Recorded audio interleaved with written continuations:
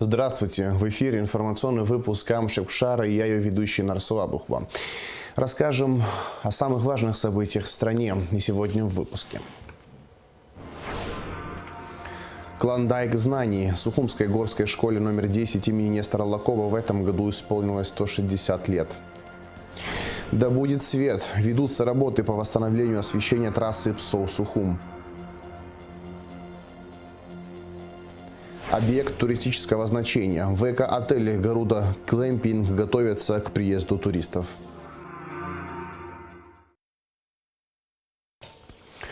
Сухумской горской школе номер 10 имени Нестора Лакоба в этом году исполнилось 160 лет. Это история многих поколений педагогов и учащихся, в которой есть место достижениям и открытиям, традициям и инновациям. Юбилейную дату отметили в школе праздничным мероприятием.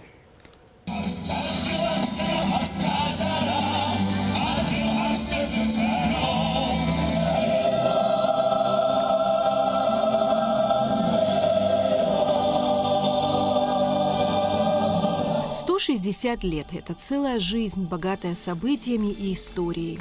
За это время школа прошла сложный путь становления и развития и стала родным домом для тысяч детей. Здесь получило образование не одно поколение – академиков, писателей, артистов, спортсменов, государственных деятелей, патриотов, сложивших голову за свободу Родины.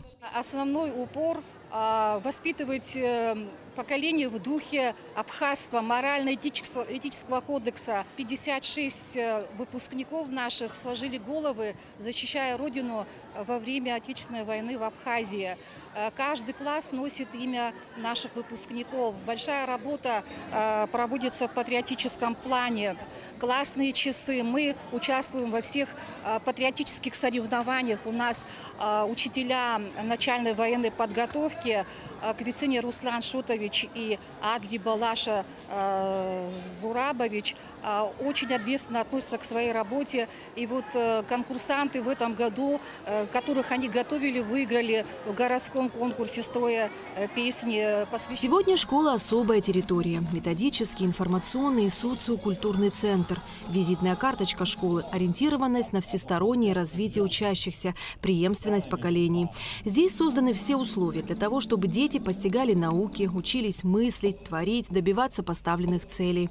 Полученные в школе знания позволили выпускникам найти себя в самых разных отраслях и сферах. Принимает активное участие наша школа во всех городских мероприятиях, в конкурсах республиканских и очень хорошо себя проявляет. В городской олимпиаде наша школа заняла первое место, в республиканской 60 победителей. Это для нашей школы, я считаю, что большой успех. Также очень много кружков у нас. У нас литературный кружок, у нас театральный кружок, хореографический кружок. В нашей школе организовала учительница пения Чачхалям Зия Потовна хор. Мы имеем свой хор. Также у нас секции баскетбола, волейбола, футбола. В 1859 году российский император Александр II издал указ о создании на Кавказе так называемых горских школ. Так началась история 10-й школы. Официально она открылась 4 апреля 1863 года. Со временем детей здесь становилось все больше, а курс учебы дольше. Главной проблемой было то, что обучение велось на русском языке. Первым, кто поднял вопрос о том, что в учебную программу нужно ввести уроки абхазского языка, стал патриарх абхазской литературы Дмитрий Гулия. По сей день школа бережно хранит и чтит традиции родного языка. 10-я горская школа, можно так сказать иначе, это история всей Абхазии. Это историческое наследие абхазского народа. В этом году так получилось, что мало того, что школа отмечает 160-летие своего юбилея, своей даты, но еще тут совпали еще другие даты. 100 лет со дня присвоения имени Нестора Лакоба, нашего выдающегося деятеля, и еще 130 лет со дня рождения. Учиться в этой школе в советское особенно время и сейчас это было большой честью. Благодаря нашим учителям, которые работали здесь долгие годы, они пронесли вот этот дух абхазского народа, сумели сохранить, несмотря на то, что было очень сложное и противостояние. Вот этот праздник мероприятие особо близко. Почему? Потому что в этой школе учился мой также отец. Он выпускник 4-го выпуска 1937 года. И вот преемственность поколений, которую сумела сохранить эта школа, как бы дает нам, конечно, такой импульс и как бы внутреннюю силу. Самое главное в школе – ее душа. Тот дух, который формируется коллективом учителей, учеников и их родителей. Годы неумолимо отсчитывают время, а школа все равно остается молодой, потому что ее стены наполняются новыми звонкими голосами. Эсма Гуланзе, Алексей Гухава, Абхазское телевидение. Президент Абхазии Аслан Бжаня принял участие в торжественном мероприятии, посвященном празднованию 160-летия Сухумской горской школы номер 10. Глава государства выступил с поздравительной речью.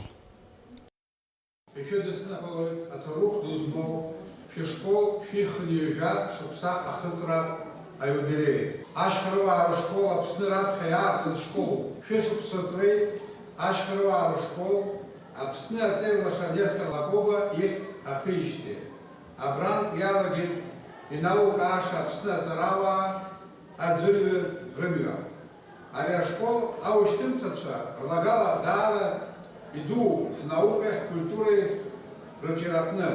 Урк активно яла функтула политика стазара. Апсны ждала хапитра паратны и пхагилыса. Уртрапша духу папсу литература патриарх Дермит Гулия. А крестацтво прям шершны, а школ езжелище стопу, а их городупа. Гражданин Азербайджана Ниджат Дадашев объявлен в розыск по подозрению в убийстве гражданина Турции Айдына Ахмета, сообщает пресс-служба МВД Республики Абхазия. В ведомстве назвали приметы разыскиваемого. Рост примерно 180 сантиметров, крепкое телосложение, короткая стрижка, борода сбрита, на лице густая щетина. МВД просит сообщить любую информацию о Дадашеве в дежурную часть по телефонам 7 840 226 41 41, 7 840 229 74 24. Сообщением на Telegram или WhatsApp по номеру 7 940 920 20 95, по телефону 02 или 002 для сотовых операторов. Убийство гражданина Турции Айдына Ахмета произошло примерно в 14 часов 10 минут 23 мая на пересечении улиц Арзенба и генерала Аршба в Сухуме. Еще 4 человек, в том числе 14-летний подросток, были ранены во время стрельбы. Их доставили в больницу. Прокуратура города Сухум возбудила уголовное дело по факту умышленного убийства общеопасным способом. ГАИ Абхазии проверит водителей на соответствие требованиям управления маршрутными такси и автобусами, сообщает пресс-служба МВД. 22 мая сотрудники УГАИ МВД Республики Абхазия провели рейдовые мероприятия. Он проходил более 6 часов. Его итогом стали 289 протоколов об административных правонарушениях. Смотрите материал пресс-службы МВД. 22 мая сотрудники Управления госавтоинспекции Министерства внутренних дел продолжили рейдовые профилактические мероприятия. После построения личного состава и обозначения целей профилактического рейдового мероприятия сотрудники дислоцировались по республике. Управление госавтоинспекции Министерства внутренних дел Республики Абхазия продолжает ежедневные профилактические мероприятия, направленные на выявление водителей, управляющих транспортным средством в состоянии алкогольного либо наркотического опьянения. Убедительно просим наших граждан не управлять транспортным средством в состоянии опьянения. С 15 мая по настоящее время выявлено более 90 водителей, управляющих транспортным средством в состоянии опьянения. Все водители подвергнуты административному штрафу 30 тысяч рублей и лишены права управления транспортным средством на полгода. Упор в РИО начальника госавтоинспекции Лоуиналыпа поручил делать на Гудаутский район. Согласно статистике 2023 года, именно здесь наиболее часто происходят дорожно-транспортные происшествия. 22 мая Управление госавтоинспекции Министерства внутренних дел Республики Абхазия проводит профилактические мероприятия в городе Гудаута. К сожалению, дорожная статистика показывает, что в последнее время в Гудаутском районе произошел ряд серьезных дорожно-транспортных происшествий. Данные мероприятия проводятся с применением ротации. На Приморском посту задействован личный состав Сухумского района, а в центре города проводят профилактические мероприятия сотрудники управления ГАИ. С приближением курортного сезона на дорогах заметно вырастает число маршрутных такси, рейсовых автобусов, машин, занимающихся туристическими перевозками. Вместе с тем, в последнее время граждане активно жалуются на качество оказываемых данной категории водителей услуг. В этой связи руководство МВД поручило инспекторам ГАИ провести проверку данной информации. В последнее время в социальных сетях часто стала появляться информация о том, что водители маршрутных такси и рейсовых автобусов допускают нарушения правил дорожного движения, а именно выезд на сплошную полосу движения и совершение обгона в запрещенных местах, также превышение скорости. В ближайшее время Управление госавтоинспекции планирует провести профилактические мероприятия, направленные на выявление таких водителей. Если подтвердятся случаи нарушения правил дорожного движения, данные водители будут лишены лицензии на перевозку граждан. Рейд проходил более 6 часов. Его итогом стали 289 протоколов об административных правонарушениях, в числе которых управление транспортом в нетрезвом состоянии, отсутствие ремня безопасности во время вождения, применение запрещенной тонированной пленки на лобовом ветровом стекле. В ходе проведения профилактических мероприятий в Гудаутском районе сотрудниками Управления госавтоинспекции Министерства внутренних дел Республики Абхазия было выявлено 289 административных правонарушений, из них 13 за управление транспортным средством в состоянии алкогольного опьянения. Все водители, управлявшие транспортным средством в состоянии опьянения, будут лишены прав управления транспортным средством и подвергнуты административному штрафу в размере 30 тысяч рублей. 86 административных протоколов составлено в отношении водителей, не использующих ремни безопасности. Этой норме будет уделяться особое внимание, так как ремень безопасности позволяет спасти жизни при совершении дорожно-транспортных происшествий. 11 административных протоколов было составлено в отношении водителей, использующих запрещенную тонированную пленку на лобовом стекле. УГАИ МВД Республики Абхазия призывает граждан соблюдать правила дорожного движения, ведь от этого порой зависит ваша жизнь и жизни других участников дорожного движения. Жителю села Лыхны Гудаутского района Ванджаш Рафаэлю Зефиковичу 1991 года рождения вменяются незаконные приобретения, хранение и перевозка без цели сбыта, а также незаконный ввоз на территорию Республики Абхазия наркотического средства метадон. Сильнодействующее наркотическое средство гражданин Ванджаш хранил при себе и выдал в ходе личного досмотра. Обнаружено белое вещество. Как это называется и где вы его приобрели? И с какой целью? Для употребления. Для личного употребления? Для личного употребления. А где вы приобрели? В России. В России? В Российской Федерации? Да. А именно город? Адлер. Город Адлер. Последний задержан сотрудниками группы уголовного розыска линейного отдела милиции железнодорожной станции Гагра линейного управления внутренних дел на транспорте МВД Абхазии после прохождения зоны таможенного контроля КПП ПСО. Расследование уголовного дела, возбужденного в отношении Рафаэля Ванджаш по части 1 статьи 223 и части 1 статьи 224 прим. 1 Уголовного кодекса Республики Абхазия, проводит следственное подразделение ЛУВДТ Министерства внутренних дел. Жителю Гудаутского района Цушба Дмитрию Родиковичу 1978 года рождения вменяется незаконное культивирование запрещенных к возделыванию наркосодержащих растений в крупном размере. В ходе обследования приусадебного участка в селе Куланархо по месту жительства гражданина Цушба сотрудниками уголовного розыска отдела внутренних дел по Гудаутскому району обнаружены и изъяты корни растения вида мак снотворный. Следственным подразделением Гудаутского РОВД в отношении Дмитрия Цушба по признакам преступления, предусмотренного пунктом В части 2 статьи 228 Уголовного кодекса Республики, возбуждено уголовное дело. Судом Гудаутского района задержанному избрана дальнейшая мера пресечения в виде содержания под стражей. Продолжаются мероприятия, направленные на выявление и пресечение деятельности по добыче криптовалют. За прошедшую неделю сотрудниками МВД в ходе проведения рейдовых мероприятий выявлено и изъято 70 аппаратов по добыче криптовалют. За прошедшую неделю сотрудниками МВД в ходе проведения рейдовых мероприятий выявлено и изъято 70 аппаратов по добыче криптовалют. В городе Чимчира изъято 18 аппаратов, принадлежащих Сабеке Лаше Руслановичу, и 1 аппарат, принадлежащий Шаматава Ираклию Зигфридовичу. В селе Мачара Голорыбского района обнаружена майнинг-ферма, принадлежащая Родионову Владимиру Игоревичу. Изъят 51 аппарат по добыче криптовалют.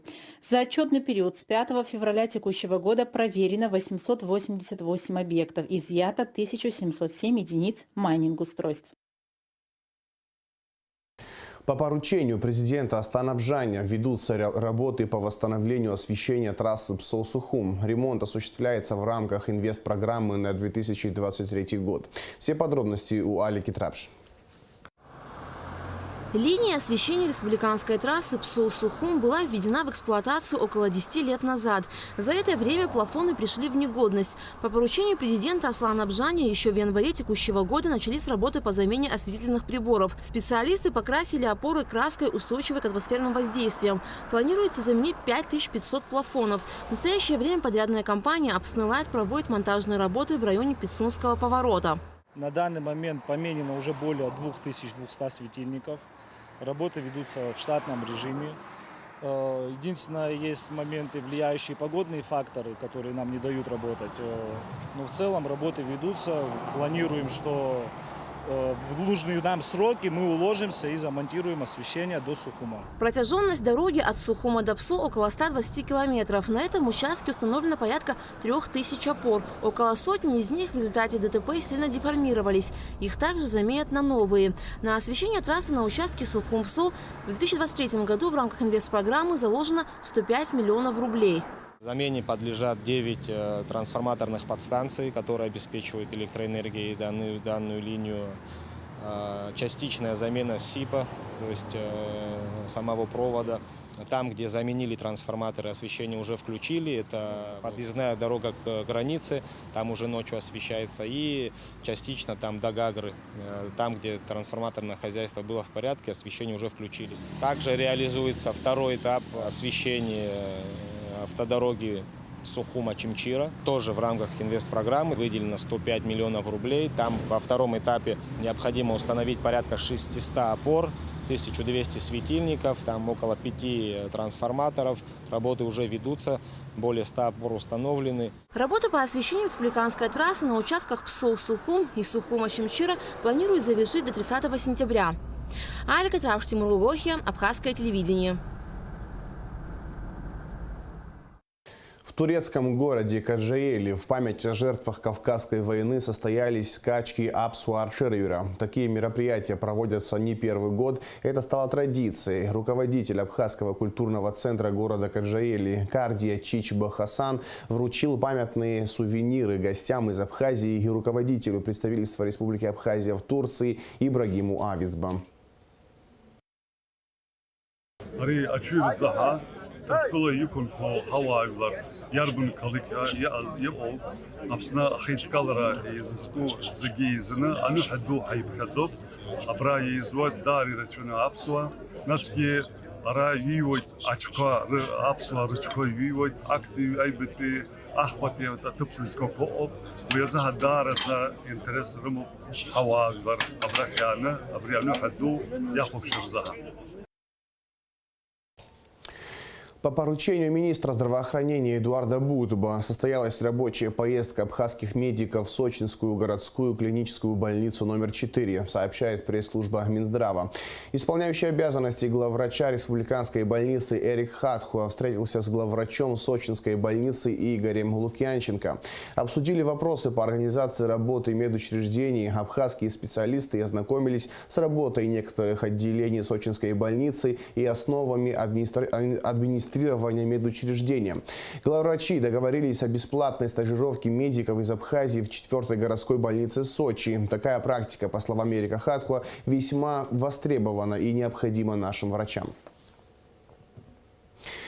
Министерство по налогам и сборам Республики Абхазия напоминает всем организациям, за исключением бюджетных, о порядке представления годовой и квартальной бухгалтерской отчетности в госорганы, регулирующие ведение бухгалтерского учета. В случае несвоевременного представления отчетности соответствующая бухгалтерская отчетность не будет принята в ИМНС Республики Абхазия по месту регистрации, а к налогоплательщикам будут предприняты меры по приостановлению операций по расчетным счетам в строгом соответствии с законом Республики Абхазия о Государственной налоговой службе Республики Абхазия.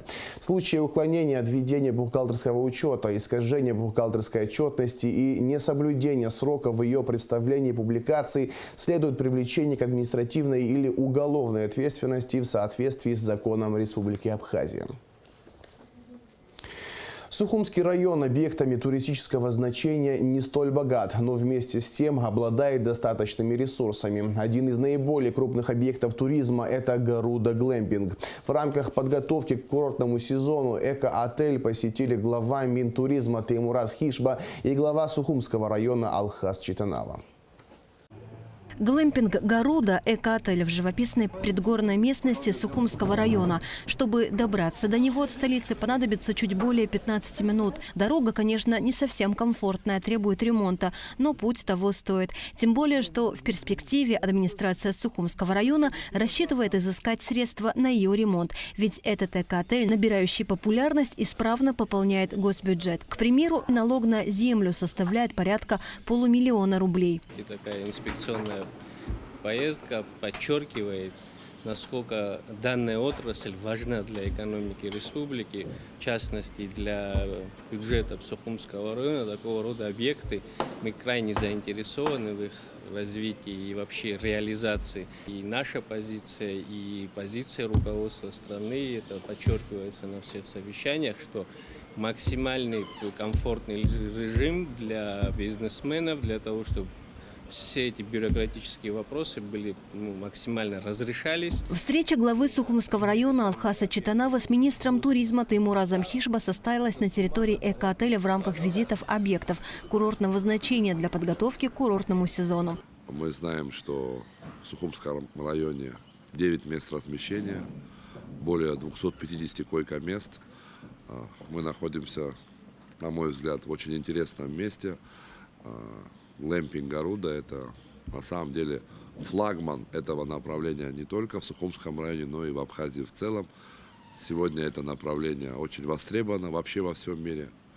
И мы надеемся, что такого рода объекты будут строиться по всей территории Абхазии, так как они сохраняют экологию нашей республики и дарят нашим гостям незабываемые чувства нахождения на природе, на свежем воздухе. Сухумский район не богат подобными объектами курортного назначения. По словам главы района Алхаса Читанава, всего их 9, из которых 3 гостиницы. Соответственно, прибрежная территория Сухумского района почти не освоена.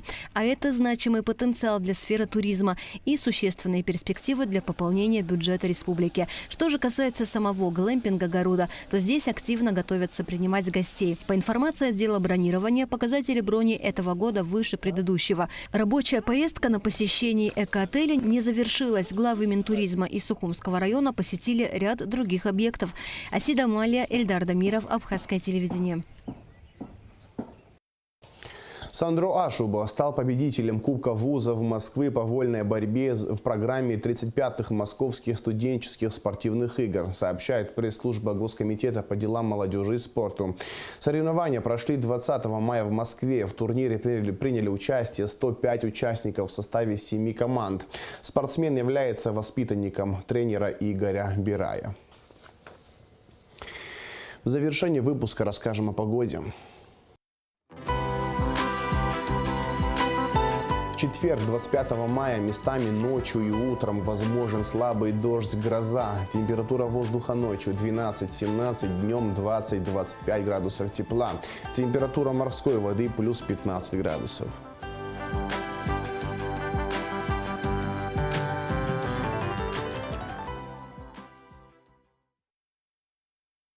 На этом информационный выпуск Камшимшара подошел к концу. Всего хорошего. До свидания.